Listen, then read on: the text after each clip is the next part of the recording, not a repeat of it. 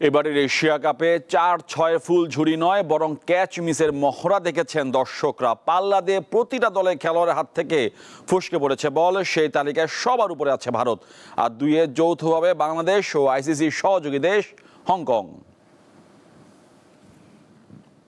Asia কাপের চলতি আসরে প্রথম দল হিসেবে ফাইনালে উঠেছে ভারত। টুর্নামেন্ট জুড়ে ব্যাটে বলে দুর্দান্ত পারফরমেন্স দেখালেও ফিল্ডিংয়ে ততটা ভালো করতে পারেনি গৌতম গম্ভীরের শিষ্যরা। সবশেষ দুবাইতে বাংলাদেশের বিপক্ষে ম্যাচে টাইগার ওপেনার সাইফ হাসানের ক্যাচ 4 বার মিস করে ভারত। এর আগে পাকিস্তানের বিপক্ষেও 4টি সহজ ক্যাচ মিস করে তারা। এখন পর্যন্ত সর্বোচ্চ 5 ম্যাচে মোট 12টি ক্যাচ মিস করেছে সূর্যা কুমাররা। আর এর কারণ হিসেবে স্টেডিয়ামের ফ্লাডলাইটকে দোষারোপ করেন ভারতীয় স্পিনার বরুণ চক্রবর্তী। অপরদিকে টুর্নামেন্টে 11টি ক্যাচ মিস করে হংকং দ্বিতীয় অবস্থানে।